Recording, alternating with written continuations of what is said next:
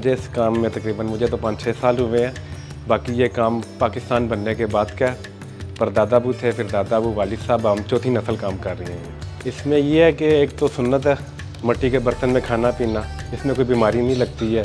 अब ज़्यादातर डॉक्टर भी ये रिकमेंड करते हैं कि आप मिट्टी के बर्तन इस्तेमाल करें। बाकी जो दूसरे नॉन स्टिक बर्तन हैं उनमें यानी कि बीमारियां भी आती हैं। बाकी ये इसमें ये ठीक रहता है, साफ़ साफ।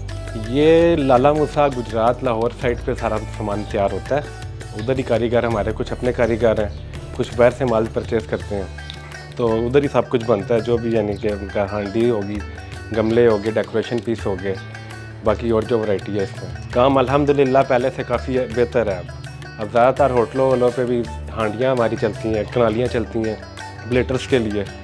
तो अब ज़्यादातर होटलों का काम हो रहा है, नर्सरी का काम चल रहा है गमलों के लिए। और इसी तरह बस बाकी जो दुकानें जो आम मार्केट में परचून की दुकानें हैं वो दुकान माल लेके जाते हैं होलसेल में। पहले इसका रुझान पहले कम हो गया था, लेकिन अब दोबारा से इसका यानी कि ट्रेंड बढ़ता जा रहा है, लोग दोबारा इसी चीज़ की तरफ आ रहे हैं।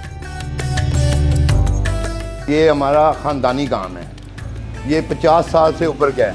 ये हमारे बड़ों ने यहाँ पे जब इंडिया से आए हैं ना, यहाँ पे उन्होंने स्टे किया है।